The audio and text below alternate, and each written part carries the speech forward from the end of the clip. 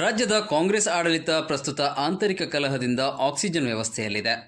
ಮೂಡ ಮತ್ತು ವಾಲ್ಮೀಕಿ ನಿಗಮದ ಹಗರಣ ಲಜ್ಜೆಗೆಟ್ಟ ಹಾಗೂ ನೀತಿಗೆಟ್ಟ ಸರ್ಕಾರದ ದೊಡ್ಡ ಸಾಧನೆ ಎಂದು ಬಿಜೆಪಿ ಮಾಜಿ ರಾಜ್ಯಾಧ್ಯಕ್ಷ ನಳಿನ್ ಕುಮಾರ್ ಕಟೀಲ್ ವ್ಯಂಗ್ಯವಾಡಿದ್ದಾರೆ.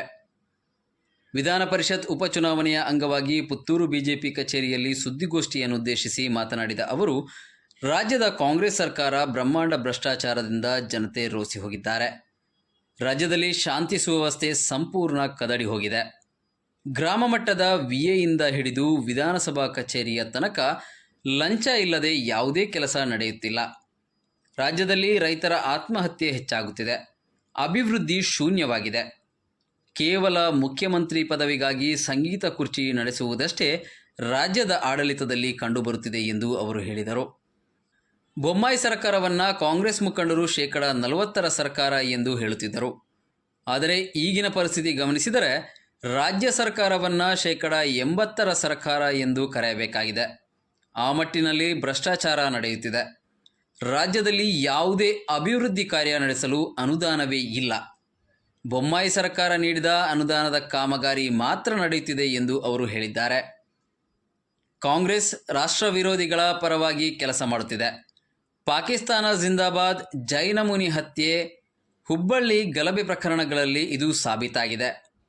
ಕಾಂಗ್ರೆಸ್ ನಡೆ ರಾಷ್ಟ್ರದ್ರೋಹಿಗಳಿಗೆ ವಿಶ್ವಾಸ ತುಂಬುವತ್ತ ಸಾಗುತ್ತಿದೆ.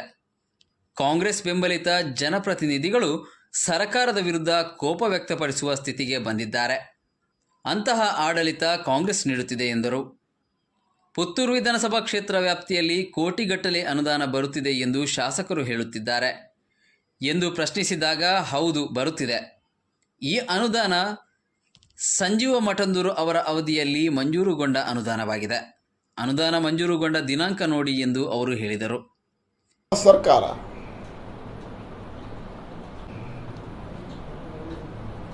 ಕಾಂಗ್ರೆಸ್ ನೇತೃತ್ವದ ಸಿದ್ದರಾಮಯ್ಯ ಸರ್ಕಾರ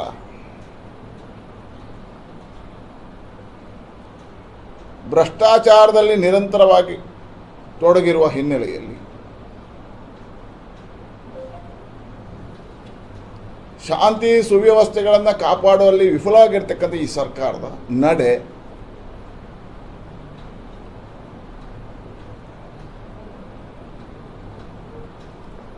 ರೈತರ ಆತ್ಮಹತ್ಯೆಗಳು ಅತಿ ಹೆಚ್ಚು ಕಂಡಿರುವಂತಹ ಅವರ ಆಡಳಿತ, ಅಭಿವೃದ್ಧಿಯೇ ಕಾಣದೇ ಇರತಕ್ಕಂಥ ಶೂನ್ಯ ಅಭಿವೃದ್ಧಿಯಲ್ಲಿ ನಡೀತಾ ಇರತಕ್ಕಂಥ ಸರ್ಕಾರದ ನಡವಳಿಕೆ, ಮುಖ್ಯಮಂತ್ರಿ ಸ್ಥಾನದಲ್ಲಿ ಪೈಪೋಟಿಗಳು, ನಿರಂತರ ಕಾಂಗ್ರೆಸ್ಸಿನ ಆಂತರಿಕ ಕಲಹ,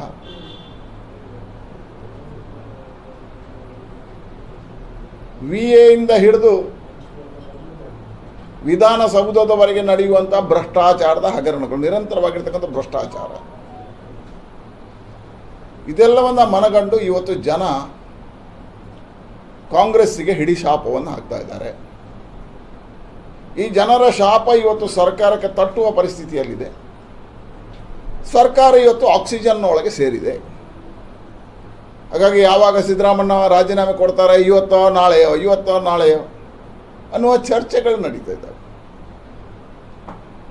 ಆದರೆ ಇವತ್ತು ಮೂಡ ಹಗರಣ ಇರಬಹುದು, ವಾಲ್ಮೀಕಿ ಹಗರಣ ಇರಬಹುದು, ಮಾನಗೆಟ್ಟ, ಲಜ್ಜೆಗೆಟ್ಟ, ನೀತಿಗೆಟ್ಟ ಇರತಕ್ಕಂಥ ಒಂದು ಸರ್ಕಾರದ ಸಾಧನೆ ಆಗಿದೆ. ಒಂದು ಗೌರವಾನ್ವಿತ ಸ್ಥಾನದಲ್ಲಿ ಸಾಂವಿಧಾನಿಕವಾಗಿರ್ತಕ್ಕಂಥ ಹುದ್ದೆಯಲ್ಲಿರ್ತಕ್ಕಂಥ ಮುಖ್ಯಮಂತ್ರಿಗಳು ಮೂಡ ಮತ್ತು ವಾಲ್ಮೀಕಿ ಹಗರಣದಲ್ಲಿ ತನ್ನ ಹೆಸರು ಬಂದಾಗಲೇ ರಾಜೀನಾಮೆ ಕೊಡಬೇಕಿತ್ತು. ಈ ರಾಜ್ಯದ ಪರಂಪರೆ ಅದು.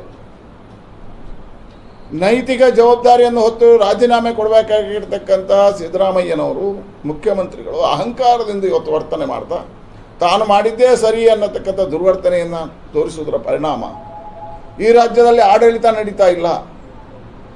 ಕಳೆದ 1.5 ವರ್ಷದಲ್ಲಿ ಶಾಸಕರ ಅನುದಾನಗಳು ಬರ್ತಾ ಇಲ್ಲ, ಅಭಿವೃದ್ಧಿ ಕಾರ್ಯಗಳು ನಡೀತಾ ಇಲ್ಲ, ಕಾಮಗಾರಿಗಳು ಕುಂಠಿತ ಆಗಿದೆ. ಬೊಮ್ಮಾಯಿ ಸರ್ಕಾರ, ಯಡಿಯೂರಪ್ಪ ಸರ್ಕಾರ ಬಿಡುಗಡೆ ಮಾಡಿರ್ತಕ್ಕಂಥ ಅನುದಾನಗಳು, ವಿಶೇಷವಾಗಿ ಪುತ್ತೂರಲ್ಲೇ ನಾನು ಹೇಳಿದೆ, ನಮ್ಮ ಸಂಜೀವ ಮಠಂದೂರು ಇದ್ದಾಗ ಸಹಸ್ರಾರು ಕೋಟಿ ಅನುದಾನಗಳು ಬಂದಿತ್ತು. ಆ ಅನುದಾನಗಳನ್ನು ತಡೆ ಹಿಡಿಯುವಂಥ ಕೆಲಸ ಕಾರ್ಯಗಳು, ಅದರಲ್ಲೂ ಕಮಿಷನ್ ಕೇಳ್ತಕ್ಕಂಥ ಕೆಲಸ ಇವತ್ತು ಈ ಸರ್ಕಾರದಲ್ಲಿ ನಡೀತಾ ಇದೆ, ಅದರಲ್ಲೂ ಕಮಿಷನ್. ಹಾಗಾಗಿ ಅವತ್ತು ನಮ್ಮ ಸರ್ಕಾರದ ಮೇಲೆ ಆರೋಪ ಹಾಕಿದರು ಕೆಂಪಣ್ಣನ ಹಿಡ್ಕೊಂಡು. ಇವತ್ತು 40%, ಇವತ್ತು ಈ ಸರ್ಕಾರ 80% ಸರ್ಕಾರ ಆಗಿದೆ. ಹಾಗಾಗಿ ಒಂದೇ ಒಂದು ಅಭಿವೃದ್ಧಿ ಕಾರ್ಯಗಳು ನಡೀತಾ ಇಲ್ಲ.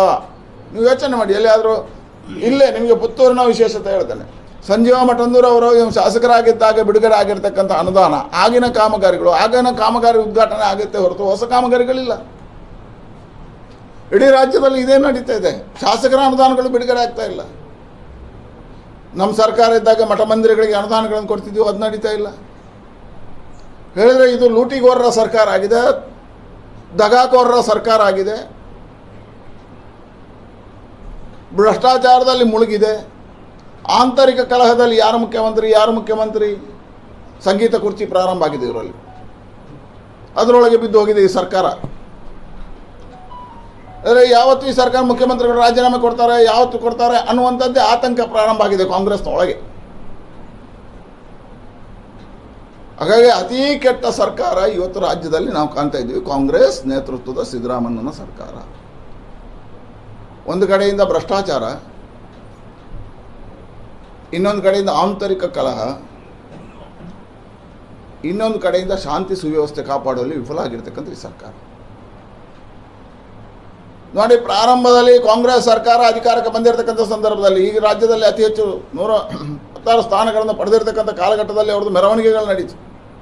ಆ ಮೆರವಣಿಗೆಯಲ್ಲಿ ಪಾಕಿಸ್ತಾನಕ್ಕೆ ಜಿಂದಾಬಾದ್ ಘೋಷಣೆಗಳು ಪ್ರಾರಂಭ ಆದವು. ರಾಷ್ಟ್ರ ವಿರೋಧಿ ಘೋಷಣೆಗಳು ಹಾಕಿದರು, ಪಾಕಿಸ್ತಾನದ ಧ್ವಜ ಹಾರಿಸಿದರು. ಅವ್ರ ಮೇಲೆ ಕಟ್ಟುನಿಟ್ಟಿನ ಕ್ರಮ ಕೈಗೊಳ್ಳಲು ಈ ಸರ್ಕಾರ ವಿಫಲ ಆಯಿತು. ಬೆಳಗಾಂನಲ್ಲಿ ಒಬ್ಬರು ಜೈನ ಮುನಿಗಳ ಹತ್ಯೆ ಆಯಿತು, ಕಟ್ಟುನಿಟ್ಟಿನ ಕ್ರಮ ಕೈಗೊಳ್ಳಲು ವಿಫಲ ಆಯಿತು. ಹುಬ್ಬಳ್ಳಿ ಬೇರೆ ಬೇರೆ ಕಡೆಗಳಲ್ಲಿ ಗಲಭೆ ಪ್ರಾರಂಭ ಆಯಿತು, ನಿಯಂತ್ರಣ ಮಾಡುವಲ್ಲಿ ಈ ಸರ್ಕಾರ ವಿಫಲ ಆಯಿತು. ಇದೆಲ್ಲ ಆದಮೇಲೆ ರಾಜ್ಯಸಭೆಯ ಸದಸ್ಯರ ಆಯ್ಕೆ ಸಂದರ್ಭದಲ್ಲಿ ವಿಧಾನಸೌಧ ಇದೆ, ಅಲ್ಲೇ ಅದರ ಒಳಗಡೆ ಪಾಕಿಸ್ತಾನ ಜಿಂದಾಬಾದ್ ಘೋಷಣೆ ಹಾಕಿದ್ರು, ಅವ್ರ ಮೇಲೆ ಕ್ರಮ ಇಲ್ಲ. ಇದೆಲ್ಲದರ ಪರಿಣಾಮ ರಾಜ್ಯದಲ್ಲಿ ಒಂದು ಆತಂಕ ಸೃಷ್ಟಿ ಆಗ್ತಾ ಇದೆ.